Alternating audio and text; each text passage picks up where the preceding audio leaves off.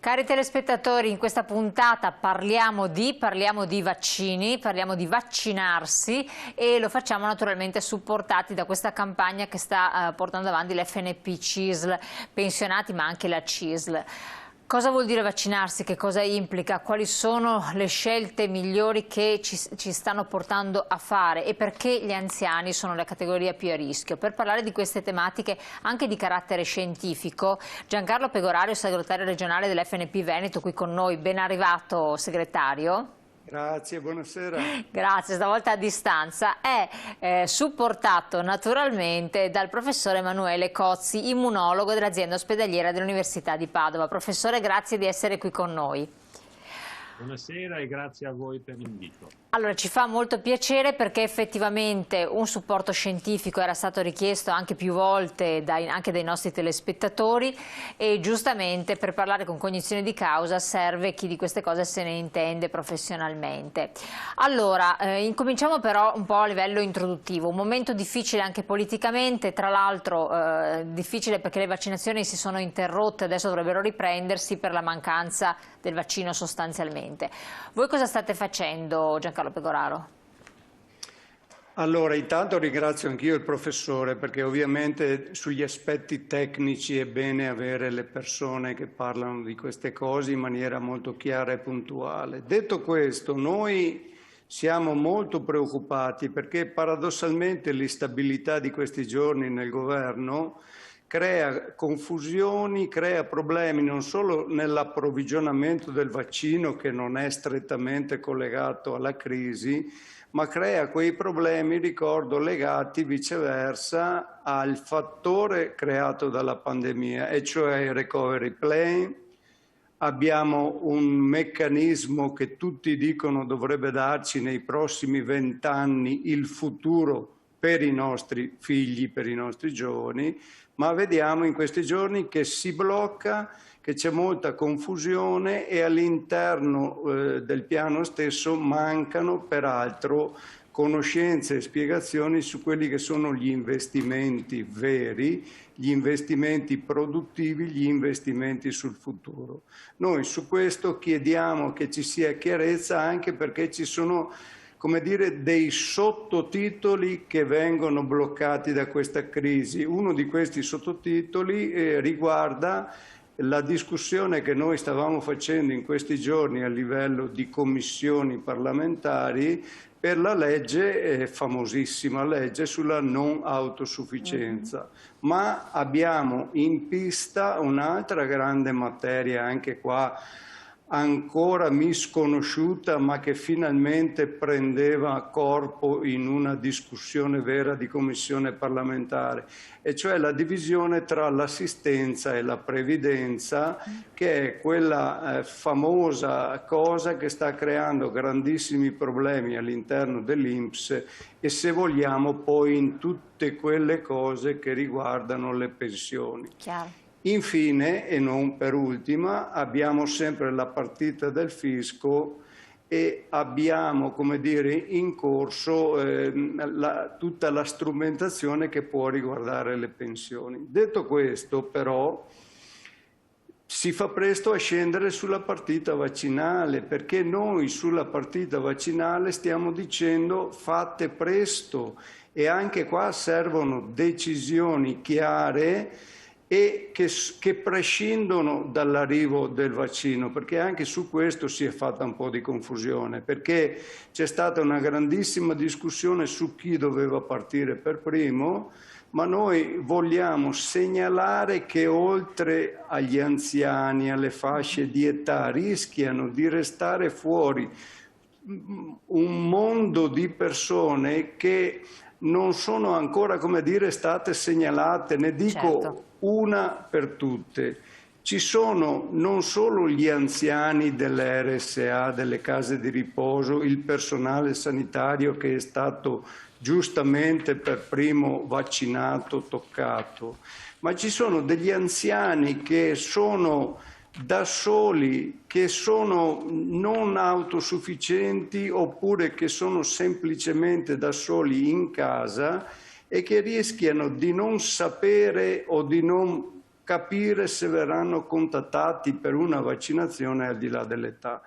La seconda grande partita, se vogliamo fare un esempio, riguarda tutto il mondo delle badanti, che è inutile nasconderlo sotto il tappeto, perché queste persone entrano nelle case di questi anziani, non sappiamo se possono essere contagiate o meno, non sappiamo benissimo da dove arrivano e quindi se fossero anche queste persone vaccinate probabilmente i nostri anziani starebbero meglio. Voglio ricordare che fatto 100 il numero delle persone che muoiono tuttora in questo paese, sono moltissime, i dati ultimi ci parlano del 96% di persone over 65 con le punte massime, certo, ovviamente sugli 80 anni. Io penso che su questo bisogna fare presto.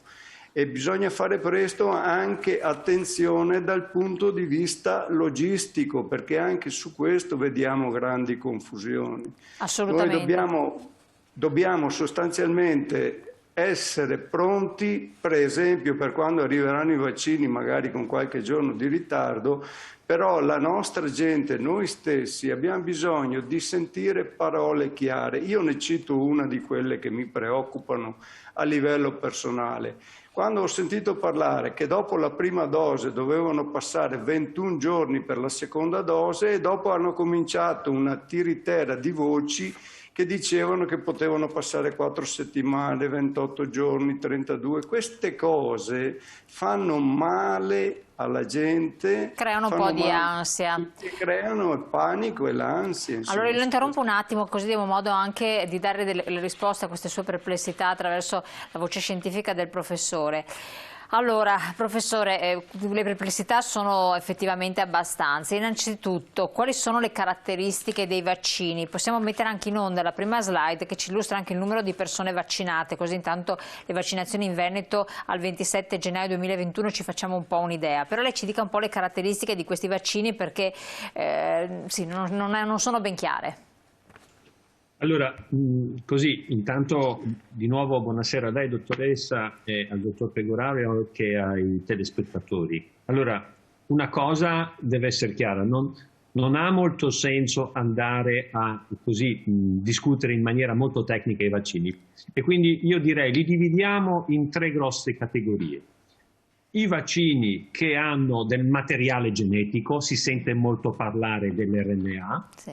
I vaccini che hanno del materiale proteico e i vaccini che hanno tutte e due, sia il materiale genetico che il materiale proteico. Quindi io direi sostanzialmente 3 tipologie di vaccini, ma è abbastanza interessante anche ricordare che in questo momento sono disponibili in Italia 2 vaccini, 2 tipi di vaccini diversi, l'abbiamo tutti sentiti, quello della Pfizer e poi abbiamo quello della Moderna. Sì.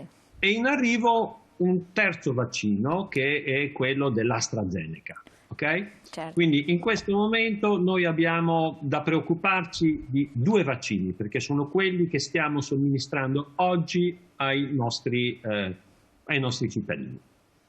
Allora, lei ha detto uno genetico e l'altro proteico, qual è la differenza sostanziale? E quindi che cosa, perché magari uno genetico si può anche, mi metto qualcosa di genetico nell'organismo, che chissà cosa mi succede, cosa ci può dire, nell'ignoranza. Certo, ma io direi che non ci dobbiamo preoccupare perché anche i comuni vaccini antinfluenzale che noi usiamo ogni anno sono di 2 tipi e uno dei 2 tipi già utilizziamo dei cosiddetti vaccini basati su virus attenuati e non sono altro che dei virus che hanno del materiale genetico. Quindi non penso che sia il caso di sollevare un'allerta, perché noi senza saperlo fino all'inverno scorso che non c'era questo coronavirus, noi già usavamo dei virus basati sull'inoculo di materiale genetico. Quindi diamo un po' di spazio anche agli antefatti e che non è che improvvisamente noi andiamo ad utilizzare una tecnologia senza razionale e senza base. Allora, le sperimentazioni sui vaccini vengono condotte normalmente in una popolazione abbastanza relativamente giovane, perché non si trovano disponibilità di persone molto anziane, meno donne, percentuale minore di donne e malati ovviamente cronici o con patologie particolari, cure farmacologiche anche no, perché ovviamente non si può sperimentare su pazienti di questo tipo. Però la nostra popolazione è fatta invece proprio da tante donne, donne anche molto anziane, e patologie croniche curate con farmaci, più farmaci, che arriva ad avere, lei sa benissimo, 5-10 pastiglie al giorno, ex oncologici, sui quali non è mai stata fatta la sperimentazione, ed è questo il grande problema, la grande perplessità di molti. Finché uno è tutto sano e ha 50 anni dice vabbè, faccio l'esempio. Che cosa può dire per tranquillizzare o non tranquillizzare? Non lo so. Allora, anche qui dobbiamo fare un po' di chiarezza. Allora, adesso noi stiamo vaccinando la popolazione perché sono dei farmaci, dei vaccini che sono regolarmente registrati dall'Agenzia Europea del Farmaco, la cosiddetta EMA. Okay? Allora, diciamo le cose come stanno. Cioè noi in questo momento tutti i farmaci, i vaccini, eccetera, che somministriamo poi alla persona che non sta bene o che ha bisogno di un vaccino, tutti questi farmaci, queste molecole, questi vaccini vengono assaggiati in una popolazione sana di controllo di persone volontarie. Quindi non c'è nulla di nuovo per il coronavirus e per il suo vaccino. Cioè noi, prima di tutto, sappiamo che l'EMA, per permettere la vendita di un farmaco o di un vaccino in Europa, deve assicurarsi che ci siano dati che sono stati generati in una popolazione di controllo di solito sana. Ora, noi dobbiamo ricordarci che in questo momento, okay, noi abbiamo gli studi cosiddetti di base per autorizzare la vendita e la registrazione del farmaco in Europa, si basano su diverse decine di migliaia di volontari. Il primo studio Pfizer, che è lo studio cosiddetto di fase 3, che ha permesso la registrazione presso l'EMA o negli Stati Uniti presso l'FDA, okay, sono degli studi che avevano 60.000 persone, 60.000 volontari, quindi 30.000 hanno avuto il vaccino, 30.000 hanno ricevuto la dose di controllo, perché sono degli studi controllati. Quindi quando noi parliamo di vaccinare la popolazione italiana, americana, inglese, eccetera, dobbiamo ricordarci che noi abbiamo già degli studi fatti su parecchie decine di volontari, e questi studi dimostrano due cose molto importanti per noi e per i nostri telespettatori. Prima di tutto, che questi vaccini funzionano, cioè danno protezione. Quindi la prima cosa è l'efficacia, ce l'abbiamo, ma la seconda cosa è il profilo di sicurezza. Ora noi sappiamo, e questo è un dato che è già accessibile, i nostri telespettatori possono vederlo su internet, che l'FDA, che è l'agenzia americana, diciamo, del Ministero della Salute, in questo momento ha in onda accessibile su internet i risultati del primo 1.800.000 vaccinazioni negli Stati Uniti. Su 1.800.000 vaccinazioni, gli effetti collaterali gravi, cioè che richiedono veramente l'ospedalizzazione, su quasi 2 milioni sono 21 casi. Cosa vuol dire? Che questi vaccini, parliamo di Pfizer, che è il vaccino più avanti nello sviluppo, noi sappiamo che abbiamo delle chance di avere un serio effetto indesiderato, riportato non da me ma dall'FDA, in un caso su 100.000 inoculi. Quindi vediamo le cose come stanno. Chiaro. Ma ancora più importante, l'FDA ci ricorda che questa percentuale di effetti indesiderati gravi, okay, non si discosta molto dagli effetti indesiderati di altri vaccini. Quindi facciamo chiarezza. Qui uno può purtroppo avere degli effetti indesiderati anche andando così fuori a cena, quando si poteva andare, e mangia una cosa che non doveva mangiare. Purtroppo può succedere un effetto allergico gravissimo con delle conseguenze gravissime anche dopo una pizza. Purtroppo è successo anche a Padova qualche anno fa. Okay? Quindi dobbiamo ricordarci che quando si esce di casa il rischio che possa succedere qualcosa purtroppo c'è, però se parliamo di effetti indesiderati seri, non di morte, in un caso su 100.000 guardiamo i dati e diciamo, perbacco, a fronte di un'efficacia davanti a una malattia mortale come il Covid, direi che gli effetti indesiderati sono tutti a vantaggio della cura dei nostri anziani, della cura, direi, dei nostri cittadini. Assolutamente. Allora io chiedo che a supporto della risposta che lei darà ci siano le slide da parte della regia. La domanda è questa, cioè la perplessità da parte di alcuni è: hanno prodotto i vaccini troppo in fretta, quindi non mi fido. È vero o falso? Ok. Allora, diciamo così, che questi vaccini cosiddetti a mRNA sono dei vaccini sulla quale c'è poca esperienza, ok? Però i dati che sono a nostra disposizione, che sono stati ottenuti sicuramente in studi di laboratorio e in studi preclinici su modelli animali, ci danno la confidenza che ci sia sicuramente un profilo di sicurezza molto, molto importante. Però io, se mi permette, dottoressa, io farei con voi un paio di considerazioni e la più importante è la seguente. Noi parliamo non di una vaccinazione contro un'influenza banale, ma contro un'influenza che porta a una mortalità gravissima. Io, per esempio, appartengo a una fascia d'età dove in Italia chi ha avuto una infezione da coronavirus nella mia fascia d'età, che va dai 60 ai 69 anni, in Italia sono morti 3% dei malati infettati. Vuol dire che in un caso su 30 il virus è stato mortale. Adesso questa è la mia fascia d'età. Spostiamoci nelle fasce d'età successive e vediamo che nella fascia d'età che va dai 70 ai 79 anni la mortalità è superiore al 10%. Cioè una persona che ha contratto il coronavirus è morta, una persona su 10. E se andiamo nella fascia d'età ancora successiva, visto che interessa al nostro pubblico di oggi, io le devo riportare che i dati italiani sono drammatici, perché dagli 80 anni in su la mortalità è superiore al 20%. Cosa vuol dire? Che in Italia di coronavirus, se uno ha 80 anni o più, ha una chance su 5, purtroppo, di perire dall'infezione da coronavirus. Quindi quando io sento parlare ma questo vaccino è sicuro o non è sicuro, intanto ho detto le reazioni gravi sono in un caso su 100.000 che si sappia oggi. Dall'altra devo considerare, e parlo per me, per la mia fascia d'età, che in un caso su 30 se io mi becco il coronavirus posso purtroppo morire. Chiaro. E la mutazione? Ci sono anche effetti. Prego. La mutazione, professore? Allora, le mutazioni non ci sono evidenze. Oggi, a tutt'oggi, non ci sono evidenze. Io direi che quello che noi sappiamo è che i virus come mRNA, una volta trasmesso, il costrutto che è l'mRNA, il costrutto dura pochissime ore, ok? A dire pochi giorni, ok?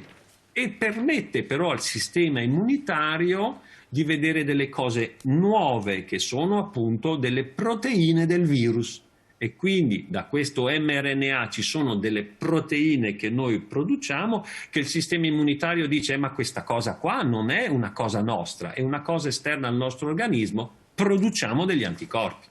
Chiarissimo. Quant'è che secondo lei potrebbe durare questa immunizzazione? Cioè quello per l'influenza bisogna farlo ogni anno, no? Diventa stagionale. Secondo lei, molti dicono beh lo faccio adesso poi per tutta la vita mi dura, oppure no, bisogna farlo stagionalmente, così approssimativamente in base alla sua esperienza?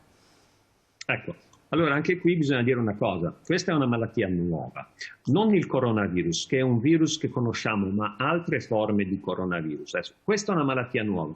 Cosa vuol dire? Che quello che diciamo oggi ai nostri telespettatori, domani mattina o tra una settimana potrebbero venire fuori delle informazioni in più che potrebbero in realtà cambiare la nostra percezione attuale. Però io penso che sia ragionevole dire che oggi si pensa che come le vaccinazioni influenzali normali, ok? È possibile che il coronavirus ogni anno possa richiedere dei vaccini nuovi, dei vaccini più, diciamo, adattati a questo virus, e noi sappiamo che il coronavirus, quello che abbiamo oggi, come le altre infezioni virali, vanno incontro a mutazioni.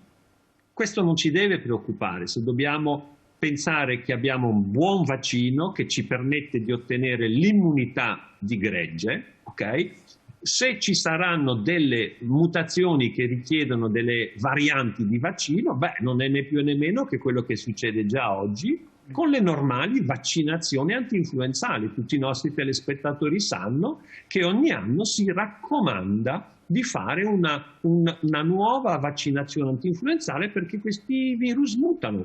Se succede la stessa cosa per il coronavirus, non ci dobbiamo preoccupare, anche perché abbiamo visto quanto bravi sono stati i laboratori in giro per il mondo a immediatamente preparare dei nuovi vaccini. Ok? Cioè, effettivamente c'è stato un investimento di risorse importanti da parte di governi, da parte di istituzioni scientifiche, da parte della comunità, di benefattori. Basti pensare alla fondazione Bill e Melinda Gates, che ha dato moltissimi soldi per cercare di aiutare e facilitare dal loro punto di vista, cioè dell'investimento, la ricerca in questo settore, che ha portato quasi immediatamente, direi nel giro di 4 mesi, 5 mesi, dal sequenziamento di questo virus, l'identificazione del virus bene, ha portato ai primi vaccini. Chiaro. Prima diceva il segretario Pecoraro la perplessità sul richiamo, no? Prima si parlava di 21 giorni, poi 28, ecco, che cosa accade in questo lasco di tempo, cioè se la persona si avvicina a un portatore del virus lo può contrarre, ci sono stati dei casi segnalati ad Israele, in Israele in modo particolare, dove sono avanti tantissimo con le vaccinazioni, oppure no? E dopo quanto tempo dal secondo richiamo, dalla seconda vaccinazione, si è totalmente protetti e più tranquilli? Ma totalmente cosa si intende? Addio mascherina, come molti pensano, o no? Allora, diciamo subito... Proprio in 2 minuti in sintesi, mi rendo conto che ne parleremo poi un'altra volta in modo più approfondito, ma proprio... Allora, diciamo una cosa molto chiara. Oggi i vaccini registrati dall'Agenzia Europea del Farmaco, l'EMA, sono al momento disponibili in Italia 2 vaccini, lo Pfizer, BioNTech e il Moderna. Entrambi questi vaccini richiedono 2 dosi, quindi su questo è inutile neanche perdere tempo, perché noi sappiamo che sono registrati per questa dose, ma c'è un razionale.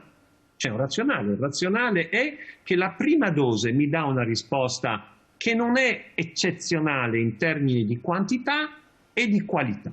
Okay? Questo invece vediamo che migliora la risposta dopo la seconda dose. Quindi mi pare che non ci sia neanche da mettere in discussione che si debbano fare 2 dosi, perché l'Agenzia del Farmaco lo richiede e ci sono dei dati che lo dimostrano. Quindi tra la prima e la seconda siamo a rischio, quindi, tra la prima e la seconda dose. Ecco, volevo dire proprio questo. Va detto una cosa, che la prima dose non è acqua, però non immunizza bene e si stima che dopo una prima dose la protezione è del 50%, mentre dopo la seconda dose la protezione è del 95% circa, poi dipende da vaccino. Questo cosa vuol dire? Che comunque c'è un 5% della popolazione che riceve il vaccino che non si immunizza. Quindi questo vuol dire che i nostri vaccinati devono continuare a prendere le precauzioni per proteggere se stessi e proteggere anche gli altri, perché 5 persone su 100 non riescono a costruire una buona risposta immunitaria e, per quello che si sa oggi, nonostante il vaccino, potrebbero ammalarsi. Quindi questo ci pone sempre in un grande allerta, perché effettivamente potrebbero ammalarsi, ma anche seriamente oppure blandamente, perché questo 5%. In questo momento non si sa, però ricordo una cosa, che il nostro obiettivo, ma non quello italiano, di chi si occupa di sanità e coronavirus nel mondo, l'obiettivo è quello di raggiungere la cosiddetta immunità di gregge. L'immunità di gregge, ricordo che vuol dire che si stima che se circa il 75-80% della popolazione italiana è vaccinata, anche quel 20% che non lo fosse non prenderebbe la malattia perché il virus non ha più spazio per circolare. Perfetto, quindi questo è l'importante, l'obiettivo sostanzialmente è questo. Professore, io la ringrazio tantissimo, speriamo appunto l'avremo presto al nostro nuovo ospite perché ci sarà più tempo anche a disposizione per approfondire questi temi che sono molto importanti, vanno compresi, lei è anche molto chiaro nell'esposizione, quindi la ringrazio e le auguro buon lavoro. Segretario Pegoraro, siamo in chiusura, quindi una battuta di chiusura per salutare i nostri ospiti e su questa puntata dedicata all'importanza di vaccinarsi. Un appello ai giovani, perché se è vero che loro si ammalano meno, che si ricordino che portano a casa la malattia ai nonni e ai genitori e loro muoiono. Un appello agli anziani, perché negli ultimi anni che possiamo avere a disposizione proviamo a viverli bene, e quindi il vaccino oggi è l'unica soluzione che abbiamo. Facciamolo quando ci chiameranno, facciamolo per stare bene fino alla fine. Assolutamente. Allora io ringrazio entrambi del vostro intervento molto importante, estremamente chiaro, ci rivediamo naturalmente presto e voi telespettatori, per tutte le perplessità naturalmente rivolgetevi per quel che riguarda i vaccini anche al vostro medico di base, e per quel che riguarda invece il sindacato di pensionati le sedi dell'FNP sono sempre disponibili, in ogni caso e aperte. Grazie ancora, buon proseguimento.